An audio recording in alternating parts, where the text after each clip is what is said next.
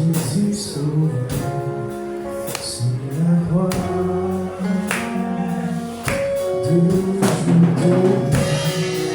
De il conduit, il veille sur moi. Jésus sauve sur la croix.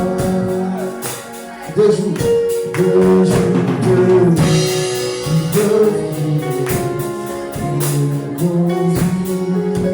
il t'a il me donne, oui,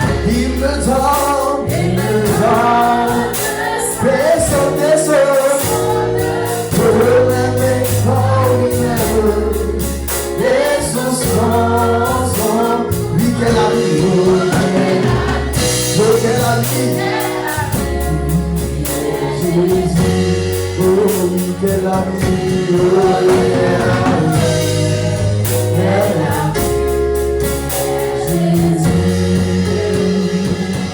il t'amènera de de ma vie et de sa paix. Personne ne peut m'aimer comme il m'aime et son sang.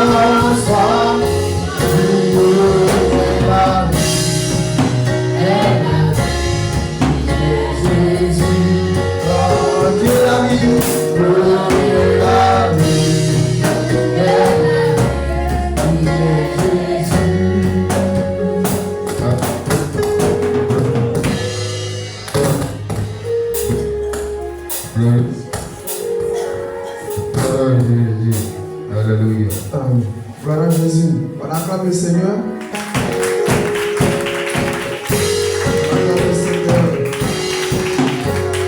Est-ce qu'il y a un jeune ici ce soir? Est-ce qu'il y a un jeune ici ce matin? Merci Seigneur. Merci à papa et maman pour l'opportunité, l'occasion qu'ils nous accordent. Et merci à la secrétaire pour ce beau message. Ce que je devais dire là, c'est tout elle avait dit. Donc moi-même je suis arrêté là, je ne sais pas ce qu'elle a dit. Mais comme on doit prêcher pour l'honneur de Dieu, donc on va annoncer le message qui est écrit. C'est sur le même thème. Donc on va aller plus rapidement. Joël 2, le verset 28 qui dit: après cela, je répandrai mon esprit sur toute chair. Vos fils et vos filles prophétiseront. Vos vieillards auront des visions. Vos vieillards auront des songes et vos jeunes gens des visions. Il y a 4 thèmes que j'aimerais qu'on réfléchisse dessus ce soir, ce matin, tout à l'heure. Il y a toute chair. Toute chair, qu'est-ce qu'on doit chercher à comprendre? Et il y a prophétie, et il y a vision, et il y a le songe. Ces 3 thèmes-là, il y a quelque chose qui s'est passé d'abord en Israël. Et en Israël, Dieu a tellement aimé ce peuple-là. Et par sa grâce, tout bougeait, tout allait en Israël. Et ce peuple-là a commencé un moment à se détourner de Dieu, à s'éloigner de la voie de Dieu. Alors pour cela, Dieu a dit, ceux-là, s'ils ne montrent pas quelque chose, ils vont s'éloigner de moi. Qu'est-ce qui va se passer? Dieu envoie une crise. Et cette crise-là, ça a envoyé la sécheresse. Ça veut dire que tout ce qu'ils ont semé là, ils n'ont pas pu récolter. Ça a commencé à gâter tous leurs biens. Il y a eu même des morts. Parce que, à cause de quoi? Une raison. Ce peuple-là s'est éloigné de Dieu. Parce que Dieu n'aime pas qu'en tant que jeune, on s'éloigne de lui. Et il a envoyé cette crise-là. Mais ce peuple-là comprend par quoi? Par la voix d'un prophète. Il a envoyé Joël pour aller parler à ce peuple d'Israël. Pour leur dire de ne pas s'éloigner de lui. Parce qu'il a tellement aimé l'homme et il a aimé ce peuple-là qu'il doit s'attacher profondément à lui. Donc Joël est parti. Avant d'y arriver, il a commencé à annoncer d'abord que ce peuple d'Israël doit se repentir. Et il doit marcher dans la sainteté. Il doit avoir une vie de sainteté. Et ce peuple-là s'est accroché. Ils ont entendu la voix de Dieu. C'est pourquoi Joël a dit, après la crise, après ce qui s'est passé, le désarroi qui s'est passé, il dit, après cela, je répandrai mon esprit. Quand vous allez laisser tous les péchés, quand vous allez donner vos vies à Dieu, je répandrai mon esprit sur toute chair. Chaque jeune qui va se lever pour donner sa vie à Dieu, Dieu va lui donner son esprit. Dieu n'a pas dit, je vais choisir des gens. Il n'a pas dit je vais prier. Parce que avant l'Esprit de Dieu n'était pas sur tout chair. Dieu parlait seulement aux prophètes, aux rois, et il y avait 3 catégories. Dieu les parlait. Quand il vient parler à une personne, c'est par la bouche. Quand il parle à un prophète, parce que le mot prophétie est sorti dans nos termes. Dieu parle par la voix d'un prophète.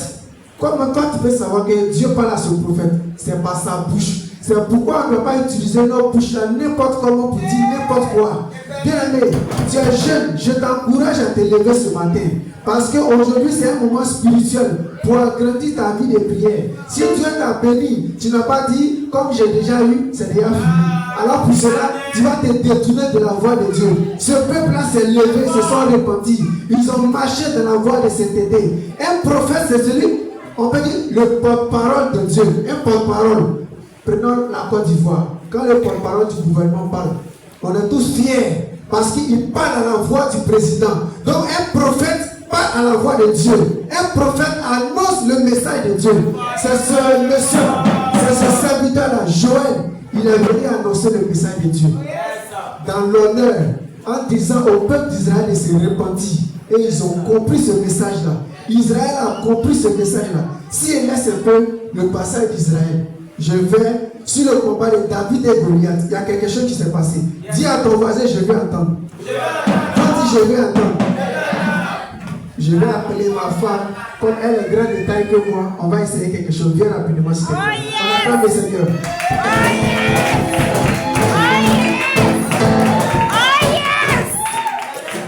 Rapidement, il y a quelque chose qui s'est passé dans ce même pays Israël. Arrête-toi là. Dans ce même pays Israël. Qu'est-ce qui s'est passé? Il y avait un homme, un monsieur qui s'appelait Goliath. C'est un Philistin.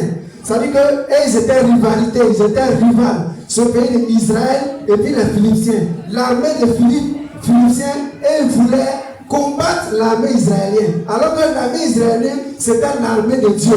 Qu'est-ce qui va se passer? Il y a un jeune qui s'appelait David. Il avait seulement 17 ans, jeune comme toi. Parce que toi, actuellement, tu as 18, 20 ans. Mais David avait 17 ans. Dieu a dit à David, pardon, tu ne peux pas, c'est pas il t'a appelé. On va faire quelque chose tout à l'heure. Dieu a dit, David était un jeune de 17 ans. Là, papa a fait beaucoup d'enfants.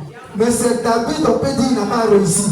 Ils ont choisi David d'être un berger. Ça veut dire que celui-là qui doit conduire les brebis des moutons en brousse. Lui, c'est sa mission. Maintenant, David n'était pas vu, il n'était pas calculé, il n'était pas considéré. De la brousse, tellement David avait Dieu dans son cœur. Il adorait Dieu en brousse. Goliath est venu en Israël. Il dit, va combattre l'armée d'Israël. Voici la mission de Goliath. Un homme grand de taille, qui dépasse David. On dit, la Bible nous dit, Goliath mesurait plus de 3 mètres. Ça dit, moi, nos 2 frères encore, plus de 3 mètres. Quand on met les matériels de guerre sur lui, tu as peur. C'est un homme qui faisait peur. Faut dire ça fait peur. Mais quand tu as Dieu dans ta vie, rien ne peut te faire peur. Parce que tu as Dieu. Donc ce monsieur, il est venu en Israël. En Israël, il y a un roi qui s'appelait Saül. Je ne me trompe pas. Il y a un roi qui s'appelait Saül. Saül était le roi d'Israël. Mais lorsque Goliath est venu défier l'armée d'Israël, Saül a eu peur. Il a reculé. Il a reculé encore. Merci là-bas. Et qu'est-ce qui va se passer? Saül a envoyé son premier armée pour aller combattre le Goliath. La Bible nous dit, l'armée des Philistins, ils étaient de l'autre côté de la montagne et d'Israël de l'autre côté de la montagne. Qu'est-ce qui va se passer? Il y avait la vallée au milieu d'eux. Qui va traverser pour aller combattre ses amis? Qui va traverser pour aller combattre son ami? Alors, je t'oublie un peu, va aller t'asseoir. On attend le Seigneur. Voici un jeune, David, qui conduisait les brebis de son père en brousse. Les brebis de son père en brousse. Il s'est endormi. Pendant qu'il dormait, Dieu l'a montré quelque chose. Et il y a un lion qui est venu s'attaquer à ses brebis. Il s'est réveillé. Si c'est moi, si c'est nous, on va faire comment? Il y a longtemps on a cherché nos routes. Mais David a dit, si je vis, ce n'est plus moi qui vis. Je dis ici, je vis. Ce n'est plus moi qui vis. Je dis ici, je vis. Ce n'est plus moi qui vis.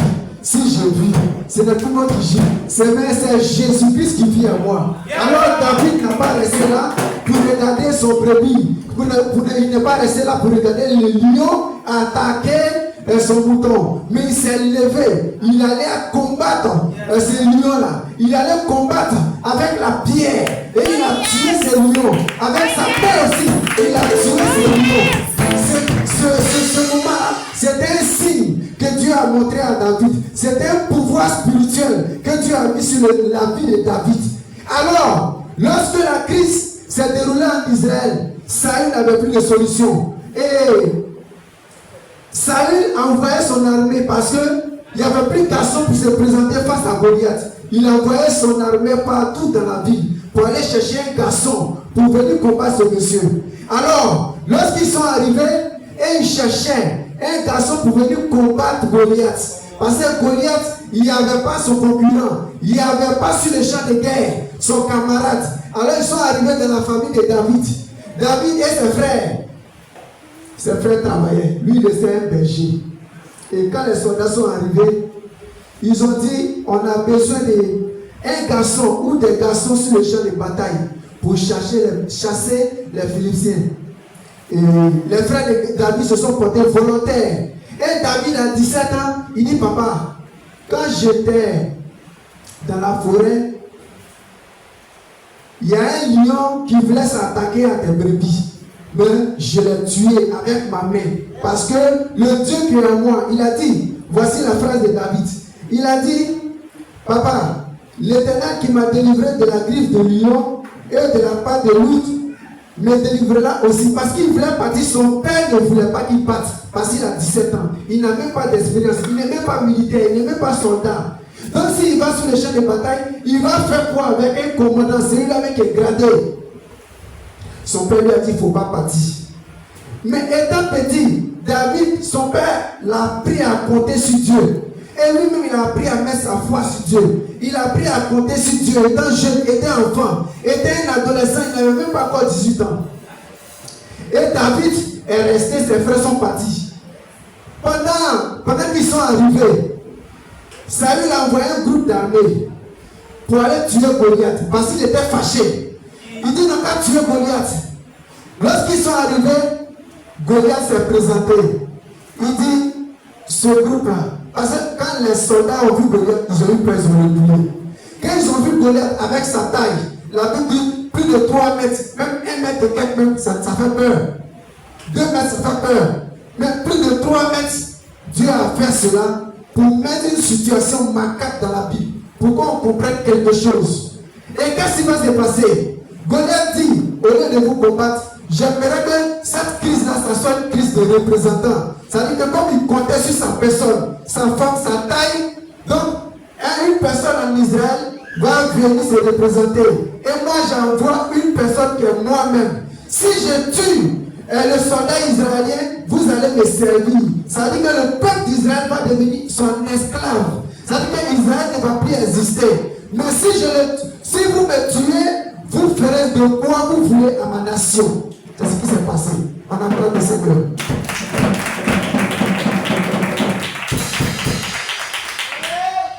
David, son papa se rappelle de ses enfants. Il dit, je t'envoie David.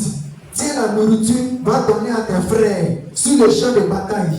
David à 17 ans, il a pris la nourriture, il courait. Lorsqu'il est arrivé sur le champ de bataille, il dépasse les soldats. Il dépasse, parce que sur le champ de bataille, il y a un coin, un espace qu'on appelle un champ de guerre. C'est là-bas tout se passe. Et David a traversé ce milieu-là. Et il est arrivé. Il voit, voici Goliath. Saül, il a appris qu'il y a un enfant de 17 ans. Parce qu'à l'époque, il y a un prophète qui allait prophétiser de l'eau. Il y a un homme qui va venir sauver ce peuple-là, Israël. Mais on ne connaissait pas ce homme-là. Donc Saül, le roi, il a entendu parler de ça. Donc les soldats, ils ont couru pour aller dire à Saül qu'il y a un jeune de 17 ans qui veut se rivaliser, qui veut se battre avec Goliath. Nous ne pouvons même pas l'attaquer. Il dit, c'est qui ça? Allez-y, amenez-le-moi. Et on envoie David. Il dit, David, tu es sûr, tu n'as même pas d'expérience. Tu ne connais même pas les arts martiaux. Tu ne sais même pas tirer. Tu peux combattre ce monsieur-là? Est-ce que tu es sûr que tu peux le combattre? David dit, voici la parole de David. Il dit, si je décide de combattre Goliath, ça veut dire, il dit, la force ne compte pas, mais c'est la foi qui compte. Il dit, c'est la force ne compte pas, mais c'est sa foi qui compte. Quand il a dit cette parole-là à Saül, Saül a dit, ok, comme tu veux aller combattre, j'ai appris la nouvelle, donc je te donne ma bénédiction. Va que le Seigneur t'accompagne. Saül a donné les matériels de guerre qu'il avait, de sophistiqués, consistants, solides, pour il a mis ça sur David. David a porté, mais il ne pouvait pas supporter, parce que c'était lourd. Il ne pouvait pas supporter, c'était lourd. Il ne pouvait pas supporter, mais il dit, papa, je vais laisser ces matériels-là. Et il a enlevé ses habits qui suivait ses moutons, ses brebis avec, c'est ça qui était sur lui. Et il a pris ces mêmes habits-là, avec sa même lance-pierre qui suivait ses brebis avec ça. C'était la même lance-pierre qui était avec lui. Et il a pris son petit caillou avec lui. Et il a pris le champ. Il s'est conduit sur le champ de bataille. Lorsqu'il est arrivé, l'armée lui a laissé le passage. On dit, voici le sauveur. C'est celui-là même qui doit tuer Goliath. C'est celui-là même qui doit battre Goliath. C'est celui-là même qui doit vaincre. Et lorsqu'il est arrivé, Goliath dit, tu es qui pour venir te rivaliser face à moi? Tu es qui? Tu n'as pas d'expérience. Alors je vais t'abattre. Goliath a commencé à avancer. Il a commencé à avancer une fois. Il a commencé à avancer deux fois. Il a commencé à avancer trois fois. Et David a reculé. David a reculé. Il a dit, tu marches. Et voici la parole de l'Éternel. Il dit, tu marches contre moi. Avec l'épée, moi je marche avec l'Éternel. Alors que Goliath, par la bouche et la parole, je déclare que tu tombes. On acclame le Seigneur.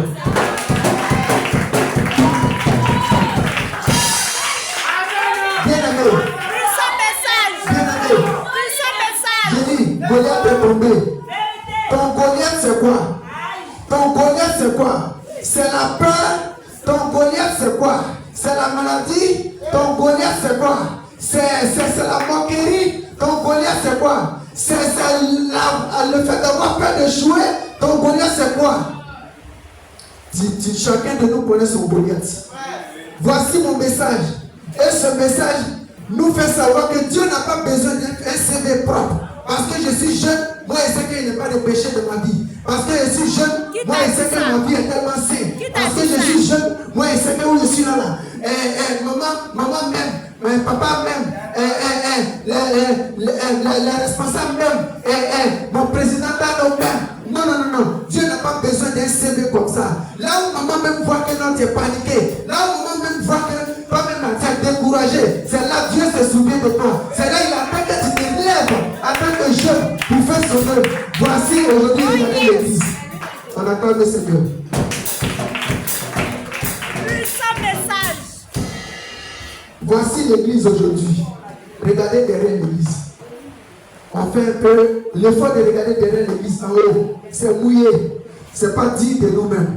En tant qu'un jeune, en tant que responsable, parce que dans nos messages, dans le livre de Joël 2, verset 28, il a dit, je répandrai mon esprit sur toute chair. Il n'a pas dit, je répandrai mon esprit sur la jeunesse, sur la maman, sur la vieillard. Il dit, sur toute chair. Étant petit, Dieu peut se manifester en toi. Étant jeune, Dieu va se manifester en toi. Étant vieux, le songe c'est quoi?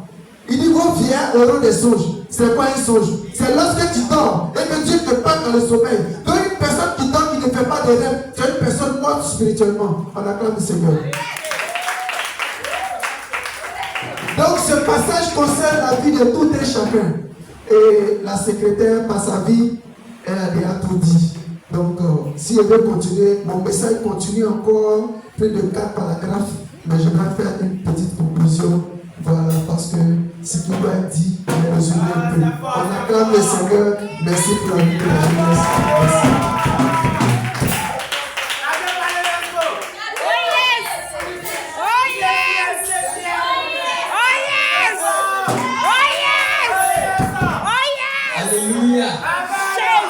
Alléluia.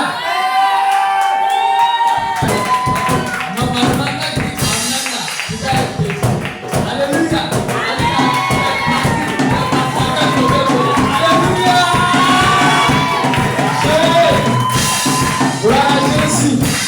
Gloire à Jésus. Ton Goliath est tombé ce matin. Alléluia. Ton Goliath est tombé ce matin. Alléluia. Si tu crois, tu vas dire Amen. Tu dis Amen. Si tu crois, ton Goliath est tombé. Alors, Respo Lydie, merci pour le message. Respo Tamo, également merci. Parce que les deux messages sont lourds. Alléluia. Les messages sont trop lourds. Alléluia.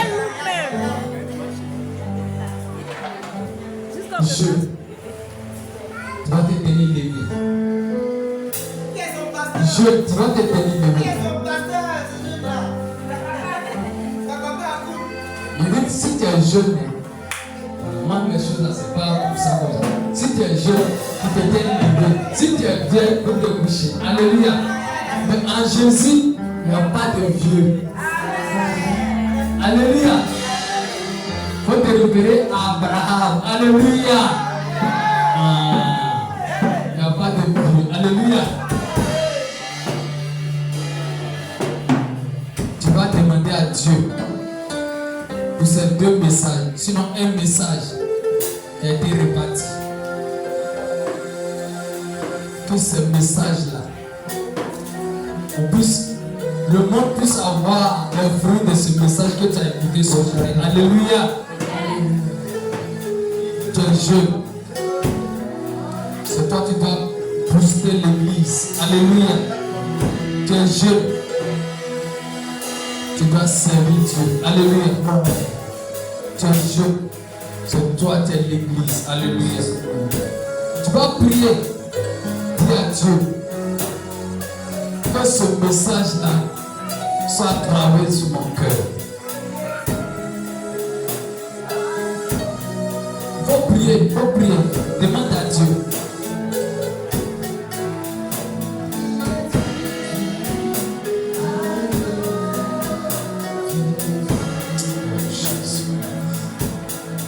Et ce matin, je te rends toute la gloire pour ce message.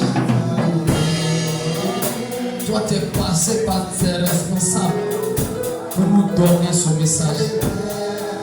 Père, ce message nous a fait du bien ce matin. Que nous réclamons. Que nous puissions marcher sur ce message. Oui, nous sommes jeunes à travers ce message, Seigneur Jésus. Donne-nous la force, l'esprit, la sagesse pour faire avancer ton œuvre.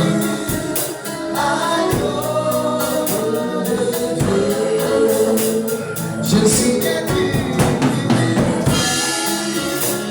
donne la force à chacun de nous ici présent. Que cette parole puisse nous façonner ce matin. Que cette parole transforme chacun de nous ce matin. Oh Jésus, c'est bon. Merci Seigneur. Gloire à toi Seigneur Jésus. Pour ce bon message. Honneur à toi Jésus. La gloire à Jésus.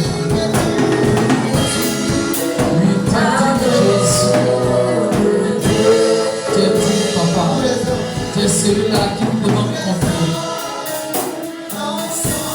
Nous croyons en toi.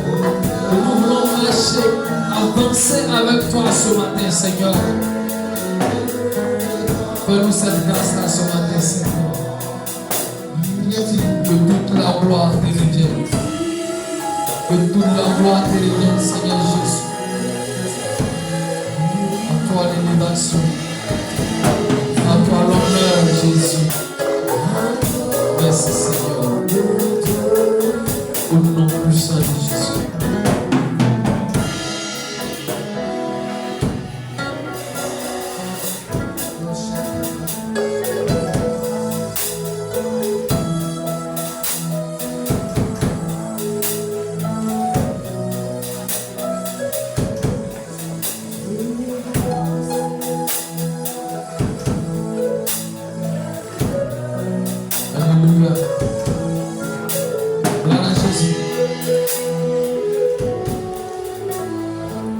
appeler servir d'autres.